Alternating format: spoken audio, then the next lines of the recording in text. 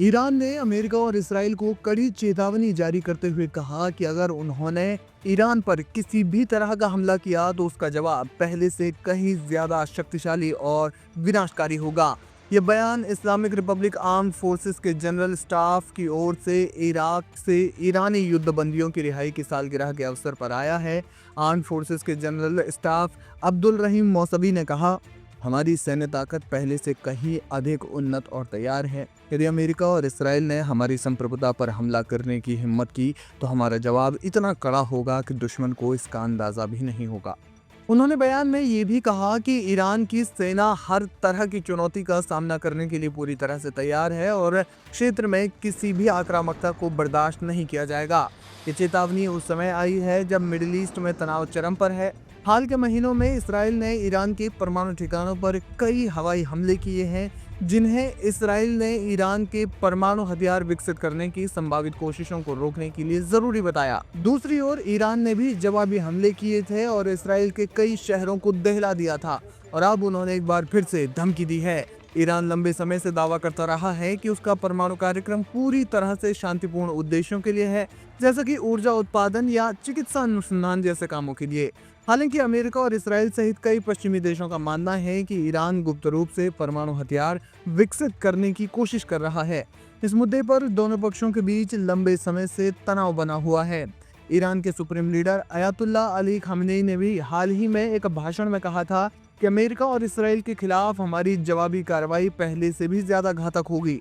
उन्होंने कतर में अमेरिकी एयरबेस पर हाल के मिसाइल हमलों को सिर्फ शुरुआत बताया। हालांकि इस हमले की स्वतंत्र पुष्टि नहीं हो सकी है और ये क्षेत्रीय तनाव को और भड़काने का काम कर सकता है। जून 2025 में जब अमेरिका और इसराइल ने ईरान पर हमला किया तो इसके बाद ईरान ने अपनी विदेश और सैन्य रणनीति में कई तरह के बदलाव किए।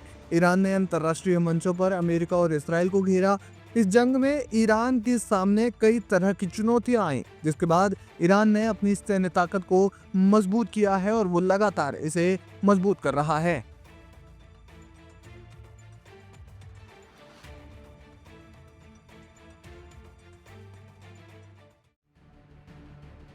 इसराइल के साथ 12 डेज वॉर के बाद ईरान लगातार एक्शन में है और मोसाद के साथ इसराइल को कमजोर करने की एक एक कोशिश करता जा रहा है। यही वजह है कि ईरान ने अपने देश में 21,000 लोगों को जासूसी के आरोप में गिरफ्तार किया है। जी हाँ, ईरान ने 21,000 लोगों को मोसाद के साथ जासूसी करने के आरोप में जेल में डाल दिया है। ईरानी पुलिस के अनुसार ये गिरफ्तारियां जासूसी और विदेशी प्रभाव को खत्म करने के लिए की गई हैं। इस कार्रवाई में आम नागरिकों के साथ साथ डॉक्टर, इंजीनियर, परमाणु विशेषज्ञ, पत्रकार, मानवाधिकार कार्यकर्ता और अल्पसंख्यक समुदाय के लोग भी शामिल हैं। ये कार्रवाई जून 2025 में इसराइल द्वारा शुरू किए गए ऑपरेशन राइजिंग लॉयन के जवाब में हुई, जिसमें ईरान के परमाणु और सैन्य ठिकानों पर बड़े पैमाने पर हमले किए गए। इस ऑपरेशन ने ईरान की रक्षा प्रणाली को गंभीर रूप से प्रभावित किया और देश में आंतरिक सुरक्षा को लेकर चिंताएं बढ़ा दी।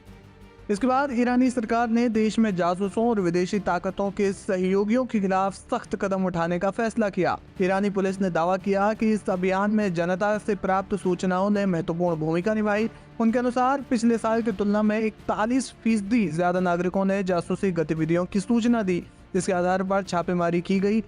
गिरफ्तार किए गए लोगों में विभिन्न पेशेवर लोग भी शामिल हैं, जिनमें परमाणु वैज्ञानिक, पत्रकार और मानवाधिकार कार्यकर्ता प्रमुख हैं। लेकिन ईरान ने सिर्फ गिरफ्तारियां ही नहीं की है, बल्कि जासूसी के इन आरोपों में कई लोगों को सजाए मौत भी दी है। ईरान के प्रशासन द्वारा इस कार्रवाई के दौरान 7 लोगों को जासूसी के आरोप में फांसी की सजा दी गई है, जिनमें प्रसिद्ध परमाणु वैज्ञानिक रोजवे वादी भी शामिल है। वादी पर इसराइल के लिए संवेदनशील परमाणु जानकारी लीक करने का आरोप था। इन घटनाओं ने अंतर्राष्ट्रीय समुदाय में मानवाधिकारों को लेकर गंभीर चिंताएं भी पैदा की है, लेकिन साथ ही साथ ईरान के सख्त रुख को दुनिया के सामने बहुत स्पष्टता के साथ रखा है कि वो मोसाद को हर हाल में कमजोर करेगा। ईरान की सरकार ने इन कार्रवाइयों को राष्ट्रीय सुरक्षा के लिए जरूरी बताया। सरकार का दावा है कि इसराइल और अमेरिका द्वारा प्रायोजित जासूस देश के परमाणु कार्यक्रम और सैन्य ढांचे को कमजोर करने की कोशिश कर रहे थे। दूसरी ओर कई नागरिकों और विश्लेषकों ने इस कार्रवाई को असंतोष को दबाने और आलोचकों को चुप करने का प्रयास भी बताया। कहा जा रहा है कि एक के बाद एक गिरफ्तारियों और एक्शन के बाद ईरान में मोसाद की पकड़ कमजोर हुई है। विशेषज्ञों का मानना है कि इस्राइल और अमेरिका के आक्रामक रवैये के कारण क्षेत्र में तनाव और ज्यादा बढ़ सकता है। ईरान ने स्पष्ट किया कि वो अपनी संप्रभुता और सुरक्षा के साथ कोई समझौता नहीं करेगा। हालांकि इस कार्रवाई से देश में कुछ हद तक सामाजिक तनाव बढ़ सकता है, क्योंकि विपक्षी समूह इसे असंतोष दबाने का प्रयास बता रहे हैं। ईरान ने अंतर्राष्ट्रीय समुदाय से मांग की है कि वो इस्राइल की आक्रामकता की निंदा करे और क्षेत्र में शांति स्थापित करने के लिए कदम उठाए।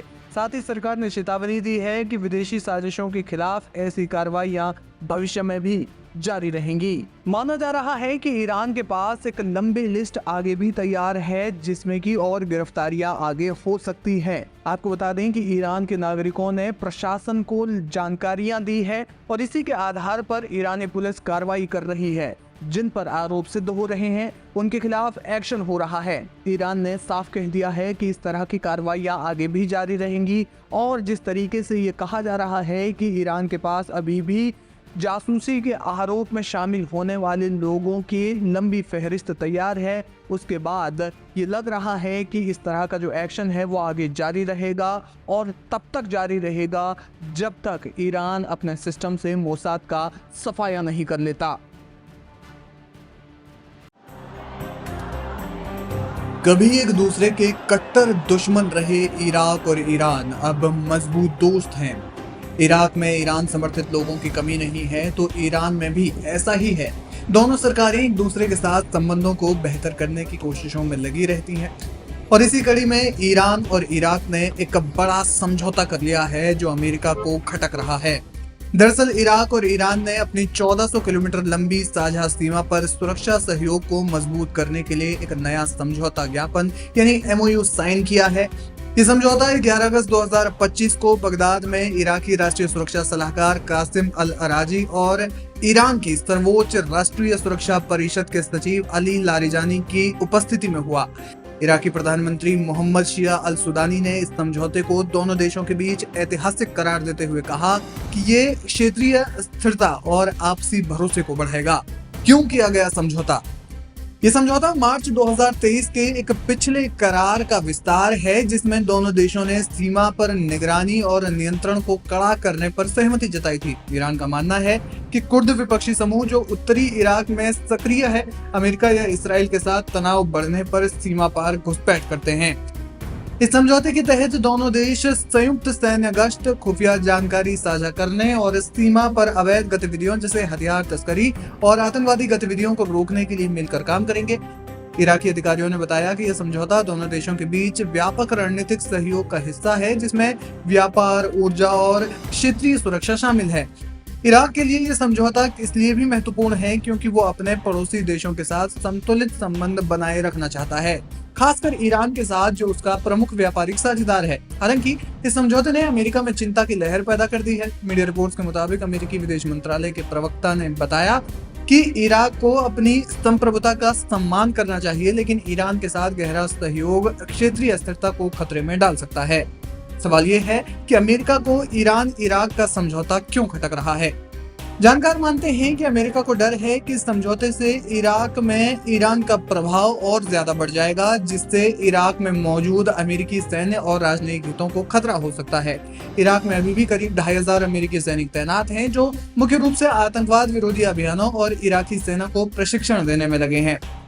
अमेरिका को चिंता है कि ईरान समर्थित समूह जैसे कताइब हिजबुल्लाह, हरकत अल नुजबा और अन्य पॉपुलर मोबिलाइजेशन फोर्सेस इस समझौते का फायदा उठाकर अपनी सैन्य क्षमता बढ़ा सकते हैं। इन समूहों के पास मध्यम दूरी की मिसाइलें और ड्रोन्स हैं जिनका इस्तेमाल इसराइल या क्षेत्र में अमेरिकी ठिकानों के खिलाफ हो सकता है। जून 2025 में हुए इसराइल ईरान युद्ध के बाद ईरान दुनिया भर में समर्थन जुटा रहा है और अपनी विदेश नीति में उन्होंने कई बदलाव भी किए हैं, जिसका मकसद है मिडिल ईस्ट में इसराइल के वर्चस्व और अमेरिका की पहुंच को कम करना।